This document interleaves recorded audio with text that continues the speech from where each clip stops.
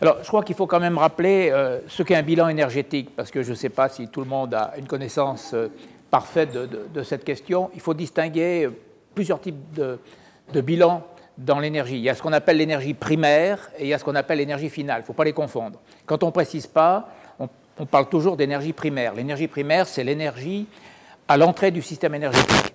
C'est-à-dire, vous avez du pétrole brut, vous avez de l'électricité qu'on appelle primaire. Primaire, ça veut dire que c'est l'électricité nucléaire, solaire, éolienne, hydraulique, pour faire simple. Vous avez du gaz naturel, on l'oppose au gaz manufacturé, et vous avez du charbon, plus, évidemment, on y ajoute la biomasse qui n'est pas ici. Vous ne consommez pas toujours de l'énergie sous forme primaire, on la transforme. Vous ne consommez pas du pétrole brut, il faut le transformer en produit pétrolier. Par conséquent, ça explique d'ailleurs que la branche énergie soit une branche très grosse consommatrice d'énergie, puisqu'il faut déjà consommer de l'énergie pour en produire. Et en plus, dès qu'il y a transformation, il y a les rendements de Carnot, donc on en perd. Le rendement d'une centrale thermique, c'est 40%. Donc, l'énergie finale, c'est ce qui est en dessous, produit pétrolier, électricité qui peut être soit primaire, soit secondaire, parce qu'on peut faire de l'électricité avec du pétrole, avec du gaz, ou avec du charbon, ou même de la biomasse. Donc ça veut dire qu'il ne faudrait pas la compter deux fois. Ça explique que dans l'électricité, vous ayez l'électricité primaire et l'électricité secondaire. Vous avez du gaz, vous avez du charbon. Pour donner un ordre de grandeur, l'électricité finale, c'est 60% de l'électricité primaire. C'est-à-dire qu'il y a des pertes de rendement, plus des usages non énergétiques de l'énergie primaire. Donc ça vous explique que quand on parle d'énergie primaire, en principe, quand on ne précise pas, on parle d'énergie primaire. Il ne faut pas confondre avec énergie finale vendue sur le marché, parce que ce ne sont pas les mêmes chiffres. Et d'ailleurs, dans les controverses politiques, il y en a qui parlent en énergie primaire, qui vous disent que le nucléaire, c'est 40% d'énergie primaire. Puis il y en a les opposants qui vous disent non, c'est 17% de l'énergie finale. Mais ils ne parlent pas de la même chose. Ils ont à peu près raison tous les deux, mais ils ne parlent pas du tout de la même chose. Donc, si on ne précise pas, c'est énergie primaire.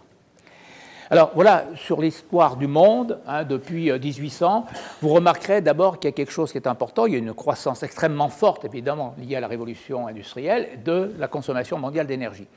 Vous observerez aussi que les énergies se succèdent. On a d'abord eu essentiellement du bois, puis le charbon, puis le pétrole, puis le gaz, puis aujourd'hui l'hydraulique, le nucléaire, les renouvelables, mais tout ça, même à l'horizon 2050, pour les dernières, ça va rester relativement marginal. Ce qui caractérise le système énergétique, c'est l'inertie. Il y a beaucoup d'inertie, c'est-à-dire qu'en fait, on ne change pas comme ça d'énergie.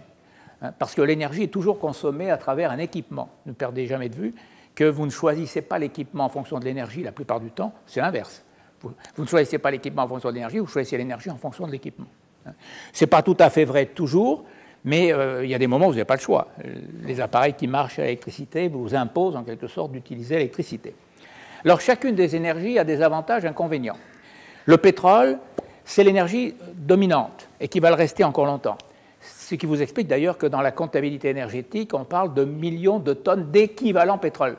Parce que dans l'énergie, on a une chance. On peut additionner les formes d'énergie en euros ou en dollars, ce qu'on fait quand on a des tonnes d'acier, des carottes, des poireaux, des services, on passe par des euros ou on passe par des dollars. Le PIB est évalué en milliards d'euros ou milliards de dollars. Dans l'énergie, on peut le faire en dollars ou en euros. Mais on peut le faire aussi sur la base de l'équivalence calorifique de chaque forme d'énergie. Donc on peut tout ramener à du pétrole. Mais évidemment, il faut se mettre d'accord sur les coefficients. Je passe là-dessus parce qu'il y a des controverses entre spécialistes. Tout le monde n'est pas d'accord sur les coefficients. Alors le pétrole, c'est une énergie qui est une énergie importante, qui a une vertu surtout, c'est que c'est un produit liquide. Donc c'est facile à transporter. D'autre part, le pétrole, c'est une énergie qui a des usages captifs. Aujourd'hui, les automobiles marchent pour l'essentiel avec des produits pétroliers. Ce qui explique que plus de 50% de la production mondiale de pétrole donne lieu à commerce international, parce que les lieux de production sont différents des lieux de consommation. Aucun pays ne peut se passer de pétrole. Le gaz naturel, ce n'est pas la même chose, on peut s'en passer. Il y a des gens qui n'ont pas le gaz, il y a des Français qui n'ont pas le gaz naturel, et il y a des pays qui ne consomment pas de gaz naturel. Donc le gaz naturel, il n'a pas d'usage captif, à la différence du pétrole. Il est difficile à transporter, parce que soit il faut des gazoducs avec des stations de compression, soit il faut le liquéfier à moins 600 degrés Celsius, à moins 160 degrés Celsius, et il perd 600 fois son volume. Et donc, ça vous explique qu'il n'y a qu'à peu près 24-25% de la production mondiale de gaz qui donne lieu à commerce international. Le charbon, c'est un produit pondéreux, difficile à transporter, coûteux à transporter. Ce qui vous explique que le charbon est d'abord consommé là où il est produit. Donc, seulement 15% de la production mondiale de charbon donne lieu à commerce international. Et l'électricité, elle, qui peut être soit primaire, soit secondaire, elle est avant tout produite et consommée localement, parce que c'est un produit qui ne se stocke pas. Et par conséquent, chaque pays doit produire son électricité. Il y a seulement 1,3% de la production mondiale d'électricité qui donne lieu à commerce international. Quel est le premier exportateur d'électricité au monde? La France. Quel est le premier pays importateur d'électricité au monde? L'Italie. Et ensuite, vous avez un petit nombre de pays. Vous avez des échanges aux frontières, limitrophes entre pays. Mais on ne transporte pas l'électricité sur très longue distance, même s'il y a des projets avec de nouvelles technologies pour exporter l'électricité sur de longues distances, par exemple en Afrique, mais on aura peut-être l'occasion d'y revenir dans la discussion. Aujourd'hui, on parle beaucoup de transition énergétique. Il faut savoir qu'on a déjà connu des transitions énergétiques. La France, la reconstruction en 1945, est passée au charbon à grande échelle, puis à l'hydraulique. Puis ensuite, on a abandonné le charbon parce qu'il était trop coûteux, on est passé au pétrole. Et quand il y a eu le choc pétrolier, on est passé au nucléaire. Donc, si vous voulez, les transitions, on a déjà connu. Simplement, aujourd'hui, la question qui se pose, c'est quelle transition faut-il faire? Alors, il y a ceux qui disent qu'il faut sortir de la dépendance à l'égard des fossiles. Je crois qu'ils ont raison, il faut essayer d'en sortir. Priorité, donc, à l'énergie décarbonée. Je le dis tout de suite, le problème des fossiles, ce n'est pas l'épuisement. Il y a quelques années, le problème, c'était l'épuisement. Aujourd'hui, personne ne parle d'épuisement, d'ailleurs, ce n'est plus à l'ordre du jour. L'épuisement des ressources fossiles, ce n'est pas à l'ordre du jour à l'échelle humaine aujourd'hui. Enfin, on sait qu'on a du pétrole encore pendant pas mal d'années. Le problème, c'est sortir du pétrole, éventuellement du charbon et du gaz, essentiellement pour des raisons liées à la contrainte environnementale. Aujourd'hui, on dit qu'il faut sortir des énergies fossiles, mais avant tout pour des raisons environnementales, beaucoup plus que pour des raisons liées à l'épuisement, alors que dans les années 70, c'était l'épuisement qui était le problème. Mais le progrès technique nous a permis de trouver du nouveau pétrole et du nouveau gaz. Il y a ceux qui disent qu'il faut sortir du nucléaire, donc, parce que le nucléaire c'est dangereux, donc priorité aux renouvelables. Il y a ceux qui vous disent qu'il faut sortir à la fois des fossiles et du nucléaire. Alors là, ils mettent la barre très haut, parce que si vous voulez ni fossiles ni nucléaire, ça va être difficile. Et puis, il y a les gens un peu plus raisonnables qui disent qu'il faut utiliser toutes les énergies, évidemment avec des mix énergétiques différents d'un pays à l'autre. Alors, je rappelle, mais ça a déjà été dit par M. Balibar, je rappelle rapidement le bilan primaire mondial. Si vous regardez, au niveau mondial, le charbon, c'est à peu près 29%. En 2035, ce sera encore 24%. Le pétrole, 32%, ce sera encore 27%. Le gaz, il va monter en principe, c'est l'énergie qui va monter. Le nucléaire, à peu près 6%, ça devrait monter un petit peu. Les renouvelables hors biomasse, 3%, ça devrait passer à 7% à l'échelle mondiale. C'est des statistiques de l'Agence internationale de l'énergie. Tout le monde n'est pas d'accord, je ne vais pas présenter tous les scénarios. La biomasse, ce n'est pas négligeable, parce que souvent, on ne sait pas bien la compter. La biomasse, c'est le bois utilisé dans beaucoup de pays, notamment en Afrique. Ça va monter un peu. Donc, on voit que la consommation mondiale en gigatep, donc milliards de tonnes équivalent pétrole, cette consommation va monter de façon assez importante et la structure va se modifier, mais pas de façon, je dirais, fantastique. Il ne faut pas penser qu'en 2035-2040, on ne consomme plus que du solaire et de l'éolien. Alors, j'aime bien ce graphique de l'Institut français du pétrole parce qu'il vous montre la situation en 1980, en 2010, on va dire aujourd'hui, et demain, en 2035.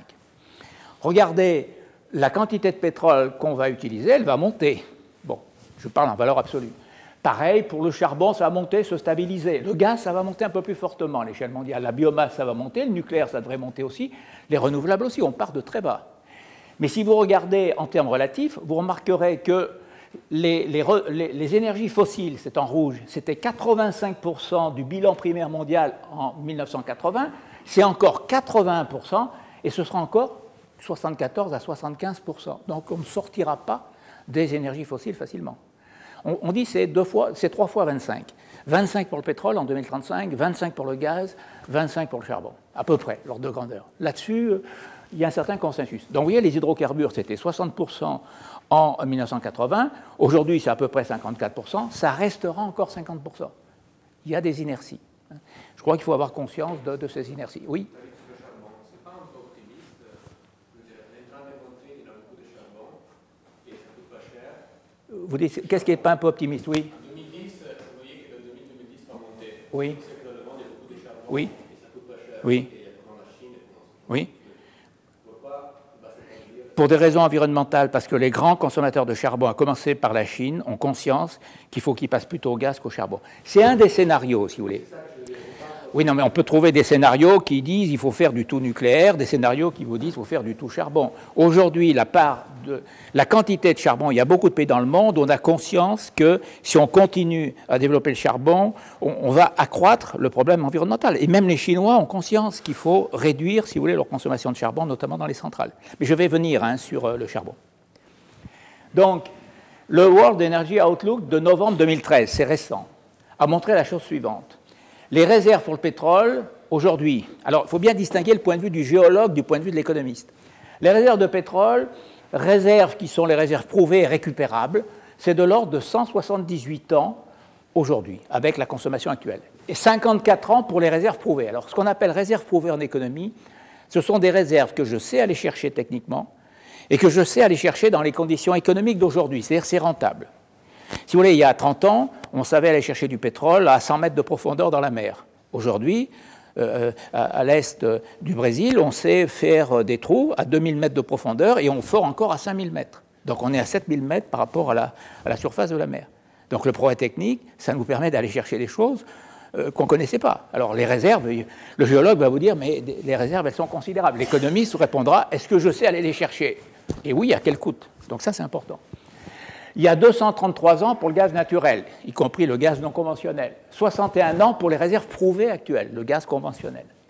Il y a 30 siècles pour le charbon. Le charbon, il y en a énormément. 142 ans pour les réserves prouvées. Et encore, ce chiffre est un peu pessimiste, probablement 200 ans. Donc, si vous voulez, les fossiles, je dirais, on a encore une masse importante d'énergie fossile. Il ne faut pas penser que c'est la fin des fossiles. Elles ont des inconvénients. L'inconvénient, c'est les émissions de CO2, c'est variable. Le charbon, c'est ce qu'il y a de pire. Le pétrole, c'est moins pire, si j'ose dire. Le gaz, c'est meilleur. Mais le problème du gaz, c'est évidemment de le transporter dans les zones de consommation. Alors, je rappelle, mais ça, je passe rapidement, le schéma du haut est intéressant. C'est un document EDF qui montre que l'énergie est responsable, en quelque sorte, à l'échelle mondiale, de 60% des émissions de CO2.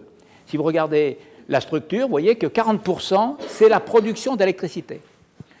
40%, c'est le reste, sauf les transports, c'est 20%. Donc, si vous voulez, n'oubliez jamais que le charbon, on va le voir, il est utilisé avant tout pour la production d'électricité dans le monde et il est responsable, évidemment, de beaucoup d'émissions de CO2. Alors, voilà des scénarios. Alors là, bien sûr, pour demain, vous avez tous les scénarios possibles. Moi, ce graphique, j'ai simplement voulu le montrer pour dire, vous avez ceux qui pensent que la consommation mondiale ne peut pas ne pas monter, parce qu'il y a une pression démographique, et puis parce qu'il y a un droit au développement des autres pays. Et notamment, il y a une pression démographique forte en Afrique subsaharienne en particulier. Et donc, la consommation mondiale va monter. Ceux qui pensent, mais non, vous allez voir, on peut réduire fortement la consommation mondiale et donc on peut réduire les émissions de CO2. Certes, mais il faut voir qu'il y a des mesures qui risquent de coûter relativement cher. Donc, vous avez des scénarios qui vous disent, attention, les émissions de CO2 vont continuer à monter, et ceux qui pensent qu'il faut les réduire, y compris de 40-50%. Là, c'est mettre la barre très haut. Je ne dis pas que c'est impossible. Je dis simplement qu'il faut évidemment regarder à quelles conditions techniques et économiques c'est possible. Un mot sur les réserves. Les réserves de charbon, je vous dis, sont importantes. Quel est le pays qui a les plus grandes réserves de charbon? Ce sont les États-Unis. Ce n'est pas la Chine. La Chine, c'est le premier producteur de loin, le premier consommateur de loin. Mais en termes de réserves prouvées, je parle des réserves prouvées, ce sont les États-Unis. Il ne faut jamais perdre de vue ça. Les États-Unis, c'est un pays béni des dieux énergétiques. Ils ont beaucoup de gaz, beaucoup de pétrole et surtout beaucoup de charbon. Donc, alors bien sûr, vous avez ensuite la Russie, la Chine, etc., la somme de pays, mais n'oubliez jamais le rôle des États-Unis dans ce domaine. Et je vais y revenir parce que c'est un sujet important. Dans le nouveau pétrole, on va consommer du pétrole. Simplement, ce qu'on sait aujourd'hui, c'est qu'on sera obligé d'aller chercher du pétrole d'accès un peu plus difficile. Alors, ça, c'est quelque chose d'important sous l'angle économique. On sait qu'on a beaucoup de pétrole encore, on sait qu'on peut aller le chercher, mais ça ne veut pas dire qu'il est bon marché, parce que les techniques sont relativement coûteuses. Il y a le progrès technique, il y a la baisse des coûts grâce à l'effet d'apprentissage, mais ça coûte relativement cher. Et puis il y a le fameux gaz de schiste, enfin, ce qu'on appelle communément le gaz de schiste, ce sont les gaz non conventionnels, le shale gaz, le taille gaz. Vous voyez, il y a des perspectives, ça c'est aux États-Unis, ils ont trouvé énormément de gaz non conventionnels. Donc je ne vais pas m'apesantir parce que je suis obligé de tenir compte du temps qui passe. L'Europe en a aussi, vous voyez, les zones où il y a du gaz non conventionnel. La France a du gaz non conventionnel dans le fameux triangle entre Montélimar, Montpellier et Marseille. et puis dans le bassin parisien, bien sûr, dans les bassins sédimentaires, là, c'est plutôt du pétrole non conventionnel. Mais vous voyez qu'il y a pas mal de possibilités. Alors ça, c'est le prix du gaz et du pétrole, bon, qui ont tendance à fluctuer un peu au même rythme, hein, c'est ça que je voulais montrer. Bon, on constate, c'est un document assez récent, on constate que eh bien, le prix du gaz suit à peu près le prix du pétrole pour des raisons économiques, parce que souvent le prix du gaz dans les contrats est indexé au prix du pétrole. Alors le prix du gaz, il varie quand même d'une région à l'autre. Il est très bas aux États-Unis grâce au gaz de schiste, c'est le graphique du bas. Il est moyennement élevé en Europe. Il est très élevé en Asie, pour une raison simple, c'est que le Japon, ayant fermé ses centrales nucléaires pour l'instant, utilise beaucoup de gaz, la Chine aussi importe beaucoup de gaz, et donc le prix du gaz a tendance à monter. Vous allez me dire, mais moi je croyais qu'en économie, quand ça vous allait cher à tel endroit et moins cher à un autre, on faisait des échanges, quand c'est possible techniquement. Le pétrole, aucun problème, les bateaux, ça marche très bien. Le gaz, c'est plus difficile, parce qu'une fois que vous avez construit un réseau de gazoducs, on ne peut pas changer de place. Les seules choses qu'on peut changer, c'est les bateaux. Donc, en effet, il y a du gaz, à peu près 25% des échanges internationaux vendus par des méthaniers, mais quand c'est des gazoducs, on ne peut pas bouger. Donc, les arbitrages ne se font pas. Certains disent, mais pourquoi les Américains qui ont du gaz très bon marché, ils ne nous le vendent pas? Ils ont prévu de nous en vendre, mais pour l'instant, ils ne peuvent pas. Ils n'ont pas d'usine de liquéfaction. Donc, il y a des projets d'usines de liquéfaction aux États-Unis, il y a des projets d'exportation. C'est d'ailleurs une controverse aux États-Unis. Certains considèrent qu'il ne faut surtout pas exporter le gaz ailleurs pour ne pas faire profiter les Européens du gaz bon marché. Je ne suis pas sûr d'ailleurs qu'il arrivera à très bon marché, parce qu'une fois que vous prenez le prix américain, vous y ajoutez la liquéfaction et puis le transport, quand il arrive en Europe, il sera relativement coûteux. Mais, je veux dire, les arbitrages en gaz comme en charbon sont plus difficiles que les arbitrages en pétrole. C'est la raison pour laquelle il existe un prix du pétrole, pour un pétrole donné. Il y a plusieurs types de pétrole, mais pour un pétrole donné, il y a un arbitrage à l'échelle mondiale. Le gaz, c'est plus difficile. Donc ça vous explique qu'il y ait des prix du gaz qui puissent être différents d'une zone géographique à l'autre. Il y a 3 zones géographiques, les États-Unis, enfin l'Amérique du Nord, l'Europe et l'Asie. Bon, là c'est quand même pour montrer que en 2035, évidemment, les renouvelables vont se développer fortement, et n'oubliez jamais que la Chine sera évidemment le principal pays au vu des projets actuels. De toute façon, la Chine sera toujours première. Aujourd'hui, c'est le pays qui produit le plus d'énergie, c'est le pays qui a dépassé les États-Unis pour les émissions de CO2, c'est le pays qui fait beaucoup de production nucléaire. Les constructions de centrales en Chine, c'est très important dans le nucléaire, hein. Il y a 28 centrales en construction. Et puis, donc, ils seront premiers partout parce qu'il y a la pression démographique. Quand je dis émissions de CO2, je suis d'accord, hein, émissions de CO2, si vous prenez la Chine globalement, par habitant, ce n'est pas plus que les Français. Bon, donc on voit que les renouvelables, il y a un potentiel énorme, évidemment, en Asie, notamment en Chine, en Europe, l'Europe est bien placée, mais aussi en Amérique du Nord et un peu dans le reste du monde. Enfin, ce sont quand même les 3 zones. Alors, je reviens un instant sur la production d'électricité. C'est très variable d'un pays à l'autre. Vous voyez, à l'échelle mondiale, c'est ce que je disais tout à l'heure, le charbon, alors c'est en rouge, le charbon, c'est 41%. Ensuite, vous voyez que le gaz, c'est 22% de la production mondiale d'électricité. Les renouvelables hors hydraulique, c'est 4%, c'est pas beaucoup. L'hydraulique, le nucléaire, c'est 12% à l'échelle mondiale de la production d'élec. Hein. Je ne parle pas de l'énergie primaire. L'hydraulique, c'est 16%, c'est pas mal. Et puis le pétrole, c'est 5%. On ne fait pas beaucoup d'électricité avec le pétrole. Hein. On a fermé beaucoup de centrales thermiques. L'Europe, c'est un peu différent. Vous voyez qu'en Europe, le gaz, c'est 22%, suivi du charbon, 26%, suivi des renouvelables, mais y compris l'hydraulique, 22%, nucléaire, 28%. Ce n'est pas négligeable, mais les centrales sont plutôt dans les pays industrialisés. Le pétrole, c'est modeste. La France est un cas particulier. 78% à peu près de nucléaire, 10% d'hydraulique, on a beaucoup d'hydraulique en France, et puis le gaz et le charbon et les renouvelables, c'est à peu près 4% chacune. Hein, voilà l'ordre de grandeur, si vous voulez. Donc la France est un cas particulier dans le domaine de l'énergie, notamment pour la production d'électricité. Donc à l'échelle mondiale, pour la production d'électricité, on voit que le charbon, qui aujourd'hui est à 41% de la production d'électricité, devrait voir sa part baisser. Ça, c'est important. C'est la lutte contre le réchauffement climatique qui explique cela. Le pétrole, sa part devrait encore fortement baisser. La part du gaz devrait rester relativement stable, voire croître un peu. La part du nucléaire stabilisée. La part des renouvelables devrait monter sensiblement. Donc, ça vous explique qu'il y a une structure qui varie. Mais elle ne varie pas quand même de façon extrêmement importante. Il y a des inerties qu'il ne faut jamais sous-estimer. Alors, en Europe, bon, je vais passer là-dessus parce que c'est un peu technique, mais vous aurez les transparents. En Europe, il faut savoir que chaque pays est maître chez lui. Le traité de Rome ne prévoyait qu'un accord dans le domaine, il n'y a qu'un accord sur le nucléaire. Il y a un seul traité sur le nucléaire, en fait. Au départ, chacun a dit la politique énergétique, c'est national. Chacun fait ce qu'il veut. La seule contrainte, c'est qu'il faut respecter la concurrence. Il faut faire ça en respectant les règles du marché. Donc, si vous voulez, l'Europe a mis en place, au fil du temps, des directives qui imposent d'ouvrir à la concurrence ce qui peut l'être.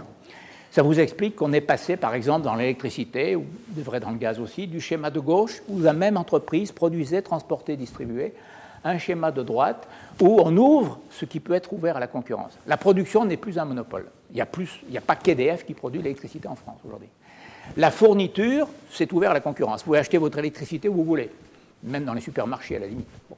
Par contre, il y a des segments de l'électricité qui sont des monopoles naturels. Les économistes utilisent le terme monopole naturel. C'est le transport, la distribution, ce qui vous explique que là, on est maintenu une entreprise unique pour transporter en France. Il y en a 4 en Allemagne, par exemple, mais en France, il y en a une, c'est RTE. Et puis, vous avez un distributeur ERDF. Donc, vous avez un système qui est un peu différent du système ancien. Ça vous explique que vous avez, pour l'électricité, RTE, ERDF, pour le gaz, GRT Gaz et GRDF pour la distribution de gaz. Donc, ce qui est ouvert à la concurrence, c'est l'amont, l'aval, et le milieu, c'est les réseaux. On appelle ça des industries de réseau. Ça vous explique que le réseau subsiste. Alors, dans l'électricité et dans le gaz, il n'y a pas eu de progrès technique important qui ait supprimé le réseau. Dans les télécoms, le réseau du fixe a été amoindri, si vous voulez, par l'apparition d'un progrès technique important. Le progrès technique, c'est le mobile. Donc, chaque opérateur peut avoir son réseau. Ce qui vous explique que chaque opérateur a son réseau dans le téléphone mobile, ce qui n'est pas le cas dans l'électricité et dans le gaz. Tout le monde passe par le réseau qui existe et qui paye pour ça. Comme c'est un monopole, c'est le gouvernement, par l'intermédiaire d'une autorité indépendante, qu'on appelle la commission de régulation, qui fixe les tarifs d'accès au réseau. Donc ça, je passe parce que je voulais juste montrer la différence, mais tout à l'heure, M. Balibar l'a rappelé, la différence entre puissance et énergie. Ne confondez pas, par exemple, la puissance installée en renouvelable, éolien et solaire avec la quantité d'énergie. Si vous voulez, la puissance installée en solaire, photovoltaïque et en éolien en Allemagne est plus forte que la puissance installée en nucléaire en France. Mais la quantité d'électricité produite n'a rien à voir, parce qu'il y a une intermittence. Bon, ça je l'ai fait sur le cas français. Alors, un des problèmes qu'on a aujourd'hui, c'est que la demande d'électricité est relativement stable en France, mais ça c'est dû essentiellement à la crise économique. Alors aujourd'hui, il y a plusieurs scénarios. Il y a ceux qui veulent en effet sortir du nucléaire, réduire la part du nucléaire. Bon, moi j'avais avec Claude Mandil présidé une commission qui recommandait au gouvernement plutôt, disons, d'allonger la durée de vie des centrales existantes, c'est-à-dire les 58 réacteurs, moyennant ce qu'on appelle des investissements de jouvence, c'est-à-dire des investissements qui permettent de poursuivre de 40 à 60 ans la durée de vie des centrales. Ces investissements ont été estimés à peu près à 55 milliards d'euros au total pour 58 réacteurs. Ça fait à peu près 1 milliard par réacteur. Aujourd'hui, la Cour des comptes est en train de revoir sa copie. On est en train de regarder ça. Ça va probablement monter un peu. Pas au niveau de ce que dit Greenpeace. Moi, à mon avis, Greenpeace, ils ont fait faire un rapport qui dit c'est 4 milliards par réacteur. Là, je pense qu'ils ont un peu forcé la dose. Mais c'est probablement un peu plus d'1 milliard par réacteur. Donc, si vous voulez, il ne faut pas penser qu'on prolonge la durée de vie des centrales comme on prolonge sa voiture parce qu'on n'a pas les moyens de la changer. Ça suppose qu'on change tout. On change tout sauf 2 choses, le bâtiment réacteur et la cuve. Mais tout le reste est changé. Donc, alors pour certains, alors ça c'est une interrogation qu'on a aujourd'hui. Est-ce que la demande d'électricité en France va monter ou pas? Alors M. Proglio dit, mais on peut arriver à 50% en 2025. Moi, je vous explique qu'on peut arriver à 50% en 2025. Il suffit que la consommation d'électricité augmente fortement, et du coup, la part du nucléaire, en 2025, sera de 50%, ce que veut le gouvernement. Donc, laissez faire les choses. Bon, il est très optimiste. Je pense que beaucoup de scénarios aujourd'hui ne sont pas calés sur ce chiffre. Bon, mais il y a une incertitude. Alors, à quoi est due l'incertitude? À la croissance économique. On ne sait pas si la crise économique va durer ou pas. Donc, ça, c'est un élément important. Alors, on voit quand même que la part des renouvelables va relativement croître, que ce soit l'éolien ou que ce soit le photovoltaïque en France. Alors, ce schéma est intéressant parce qu'il vous montre, chaque bâtonnet vous montre l'investissement fait chaque année en Europe, c'est l'Union européenne, les investissements faits chaque année dans les différents types d'électricité. Alors, regardez le dernier chiffre disponible, 2011. 2011, qu'est-ce qu'on a construit? On a construit de l'éolien, on a construit du photovoltaïque en vert, Et puis on a construit un peu de gaz en jaune, mais vous voyez qu'on a construit beaucoup moins qu'à une certaine époque, hein, et un petit peu du reste. Au total, les renouvelables, c'est 72% de tout ce qu'on a construit en puissance. C'est-à-dire qu'en fait, aujourd'hui, on construit avant tout des centrales éoliennes, on construit avant tout de l'éolien en puissance, du photovoltaïque. Les centrales à gaz, on les ferme. Les centrales au charbon, on en ouvre, hein, ou il y en a encore qui réouvrent des anciennes centrales. Alors pourquoi? Eh bien parce qu'aujourd'hui, les centrales à gaz ne sont plus compétitives. Si vous voulez, le problème est le suivant. Le gaz de schiste américain, tellement bon marché, a chassé le charbon de la production d'électricité aux États-Unis. Je rappelle qu'aux États-Unis, on avait 50% de la production d'électricité faite avec du charbon. Ils ont tellement de charbon bon marché. Aujourd'hui, ça a baissé un peu aux alentours de 40%. Et le charbon américain qui ne trouve plus de débouchés aux États-Unis, il va où? Il va en Europe. Très bon marché, les prix s'écroulent. Et par conséquent, le charbon coûte moins cher que le gaz. Au lieu de faire des centrales à gaz qui sont moins polluantes que les centrales à charbon, on en a construites un grand nombre qui sont neuves, eh bien on préfère construire ou réouvrir des centrales à charbon, parce que le charbon est moins cher. Le résultat, c'est qu'on ferme les centrales à gaz. M. Mestralet vient de dire, j'ai provisionné 10 milliards d'euros, quasiment, pour des centrales à gaz que je ferme. Ça veut dire quoi? Ça veut dire qu'en fait, on a fermé à peu près 50 000 mégawatts, ou mis sous cocon 50 000 mégawatts de centrales à cycle combiné à gaz en Europe. C'est détruire de la valeur économique. Donc on a construit des centrales et on les ferme. Tout simplement parce que la crise économique est là qui fait que la demande n'augmente plus, la demande d'électricité n'augmente plus, et le charbon américain chasse le gaz du marché de la génération électrique en Europe. Alors, les renouvelables, ça a été dit tout à l'heure, elles ont des inconvénients, elles ont des avantages, mais elles ont aussi des inconvénients. L'inconvénient, c'est le coût de l'intermittence, qu'on appelle le backup. C'est le switching de la courbe de charge et c'est l'apparition de prix négatifs. Alors ça, je ne peux pas résister au plaisir d'en dire un mot sur le plan économique. Le switching, alors c'est un sujet, je dirais, assez classique. Ça, c'est d'abord le backup. Le backup, c'est comme je finance du renouvelable et de l'éolien à un prix relativement élevé, parce que ce n'est pas rentable dans l'état actuel des choses, donc je les aide, avec des prix d'achat garantis, c'est-à-dire qu'à chaque fois que vous mettez de l'éolien en marche ou du photovoltaïque en marche, et sauf exception, vous ne le consommez pas vous-même. Vous le vendez à EDF à un prix relativement élevé. Vous êtes payé à un prix relativement élevé. Mais cette électricité, elle vient ensuite sur le marché, à prix nul, à coût nul, puisqu'elle est payée en marché. Et donc, elle augmente l'offre d'électricité. Comme la demande est relativement faible, le prix de l'électricité a tendance à baisser.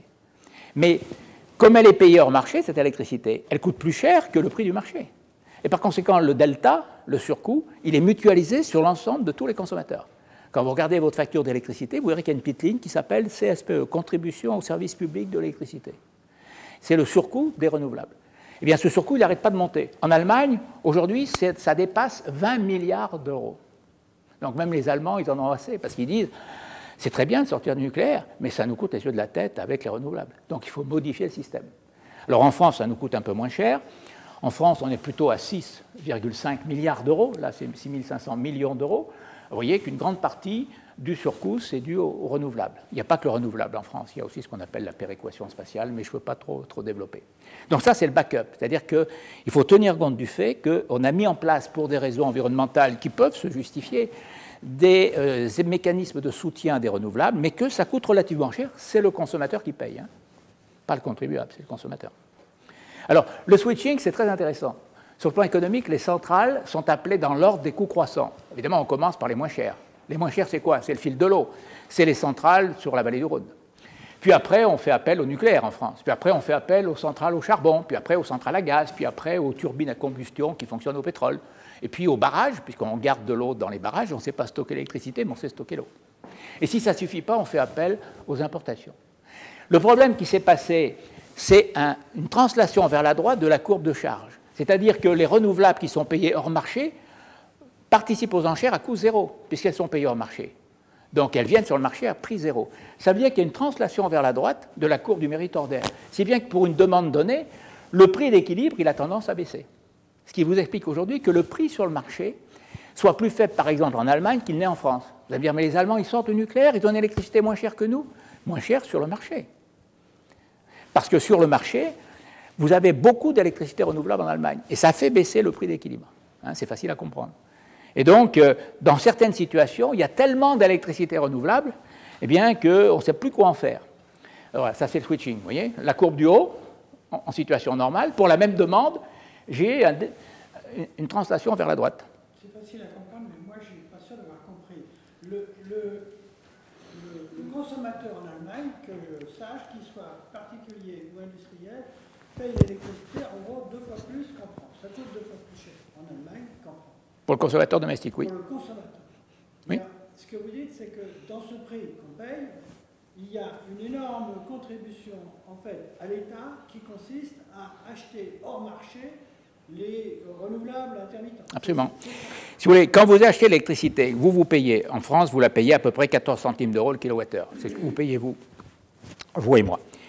40% du prix que vous payez, c'est le prix de production de l'électricité. À peu près 30%, c'est le 30-35%, c'est le coût des réseaux. Alors ça, tout le monde paye le même. Que l'électricité soit solaire, nucléaire ou autre, c'est le même prix, hein, puisque c'est des péages d'accès au réseau. Transport 10%, 25% à peu près pour la distribution. Et 25%, c'est des taxes. Et dans les taxes, en France, 25%, c'est la fameuse CSPE, contribution au service public, qui permet de financer les renouvelables. Simplement, en Allemagne, la contribution est tellement importante que le prix du marché, c'est ça le paradoxe, mais vous allez voir le schéma que j'ai fait après, le prix du marché a tendance à baisser. Alors vous allez me dire, mais moi je dis dans la presse que le prix baisse, c'est bon signe pour moi. Non, parce que la différence entre le prix du marché et ce qu'on appelle le feed-in tarif, c'est-à-dire le prix d'achat de l'électricité éolienne et photovoltaïque, cette différence a tendance à monter, et par conséquent, vous payez cette différence. Si bien que le consommateur voit le prix monter, alors qu'il lit sur le marché que le prix a baissé.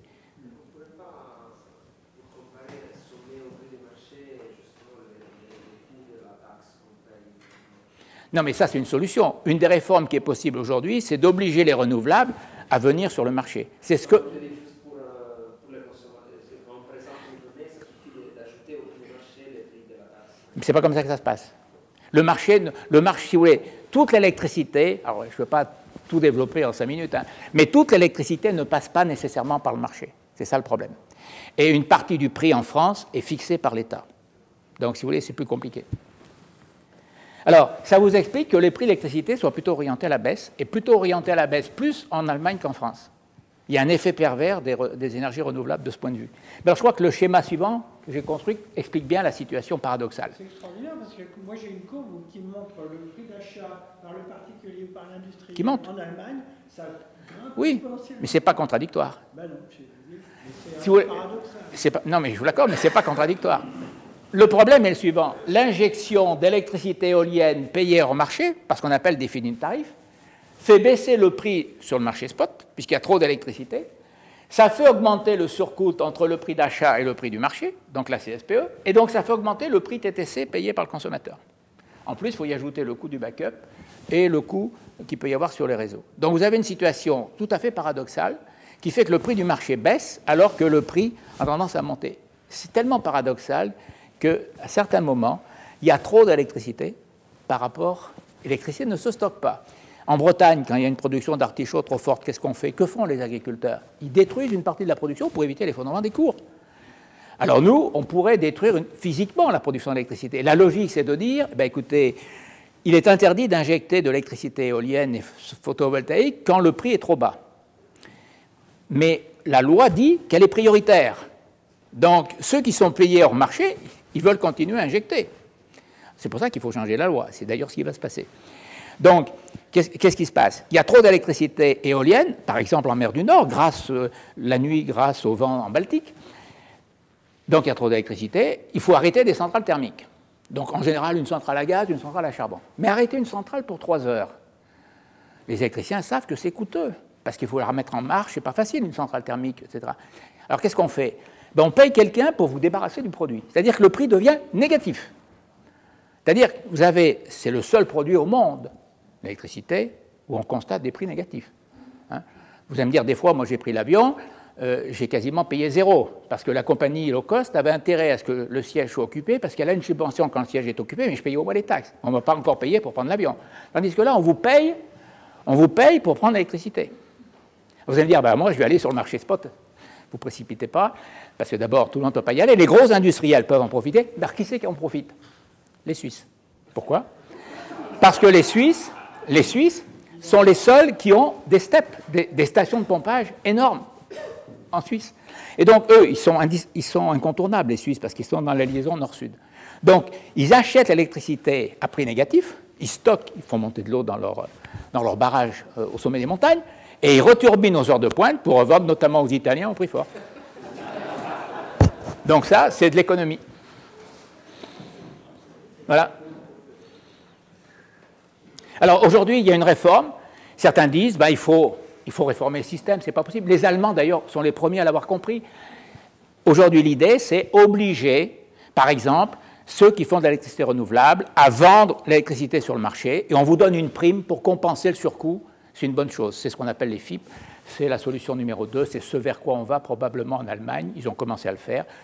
En France, il y a une réforme qui est en cours, un peu dans l'ensemble de l'Europe. Je ne veux pas trop développer parce que je veux vous voir terminer. Donc, il y a une réforme qui est déjà impulsée en Allemagne. Alors, c'est vrai, du coup, grâce au nucléaire, la France a un tarif d'électricité, vous voyez, de 14 centimes pour le consommateur final domestique, alors qu'on est à 26 centimes en Allemagne. Vous voyez, c'est très différent d'un pays à l'autre, parce que ça dépend évidemment de la structure du mix électrique.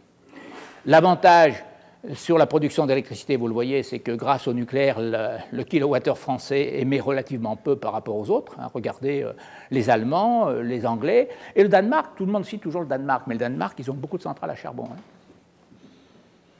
Voilà, donc en matière de gaz, aujourd'hui, le gaz, c'est une énergie qui a beaucoup de vertus. Parmi les fossiles, c'est l'énergie qui a le plus de vertus parce qu'elle émet moins de CO2. Il y a des perspectives très encourageantes du gaz dans l'ensemble du monde. Il y a une exception, c'est l'Europe. Aujourd'hui, le gaz est mal en Europe, pour les raisons que je disais tout à l'heure, à savoir la concurrence du charbon américain. Et parce que l'Europe n'a pas, et je dirais pour l'instant, beaucoup de gaz conventionnel. Elle est obligée d'importer 60% de sa consommation. Néanmoins, il y a des perspectives de gaz non conventionnel. Moi, je suis plutôt favorable à ce qu'on regarde si on a ou non du gaz non conventionnel. Ce serait bon pour nous, d'autant que ça permettrait d'alléger la facture énergétique. N'oubliez jamais que le déficit commercial de la France est 70 milliards d'euros, et sur les 70 milliards d'euros, il y a 60 milliards dus à l'énergie. Donc c'est avant tout l'achat de pétrole, de gaz, de charbon, parce que la France ne produit plus de charbon, elle apporte tout son charbon. Heureusement, l'électricité est un petit peu exportatrice. Grâce à l'électricité, on exporte à peu près pour 2,5 milliards d'euros. Donc je termine en disant, aujourd'hui on a un problème sous l'angle économique, parce que le marché... on fait confiance au marché, mais vous voyez que le marché n'envoie pas toujours les bons signaux. Donc, sur le plan économique, je dirais qu'il faut tenir compte du fait qu'on a parfois des effets pervers dus au fait que, si vous voulez, pour dire les choses autrement, en Europe, on a voulu faire confiance au marché, mais on a mis tellement d'exceptions au marché, on a tellement fait d'interventions publiques qui ont limité le rôle du marché qu'on a une règle du jeu qui n'est ni une règle de marché, ni une règle d'intervention publique. C'est-à-dire qu'à vouloir mélanger les règles du jeu, eh bien, je dirais, on a des effets pervers qui aujourd'hui sont relativement importants. L'autre élément important, c'est que les externalités doivent être prises en compte. Externalités pour un économiste, ça veut dire les coûts sociaux, les coûts liés à l'environnement. C'est-à-dire qu'aujourd'hui, le prix du CO2 est extrêmement bas en Europe. On est à 5 € la tonne, c'est extrêmement faible. En fait, il faudrait envoyer un signal en disant il faut faire payer le CO2 plus cher. Donc, il faut trouver un juste prix du carbone. Alors, si on me pose la question, existe-t-il un mix énergétique optimal? Je réponds non, parce qu'il y a des contraintes nationales fortes. Il y a des pays qui ont la chance d'avoir des ressources, d'autres qui n'en ont pas. Je crois que quand on regarde rétrospectivement le cas français, la France a relativement bien sorti son épingle du jeu depuis 1945. La politique énergétique française a été un relatif succès. On a su prendre des bonnes décisions au bon moment. La reconstruction de l'économie française s'est faite sur le charbon et l'hydraulique. Le programme hydraulique a été très important dans les années 50. Quand on a compris que le charbon français n'était pas compétitif, on est passé au pétrole parce qu'il y avait du pétrole bon marché sur le marché international, c'était un bon choix. Quand on a compris que le pétrole allait devenir coûteux et que ça risquait de mettre en péril l'indépendance énergétique de la France, on a choisi le nucléaire, c'était un bon choix. N'oubliez pas qu'en l'espace de 15 ans, on a construit 58 réacteurs. Ça vous donne une idée de l'efficacité de l'industrie nucléaire française. D'ailleurs, à l'époque, oui, construire en 15 ans, entre 73 et à peu près, ça se termine en 80, construire 58 réacteurs, c'était une performance. N'oubliez pas qu'au début, on construisait 6 réacteurs de 900 MW. Regardez ce qu'on fait aujourd'hui pour construire un réacteur. Vous direz, c'est pas le même, mais ça veut dire aussi qu'on a perdu beaucoup de compétences. Donc jusqu'à maintenant, je dirais, l'État en France, il a plutôt eu une vision à long terme.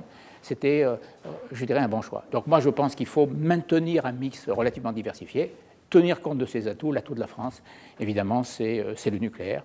Donc je pense qu'il ne faut surtout pas fermer des centrales qui fonctionnent, car ce serait détruire de la valeur économique. Merci.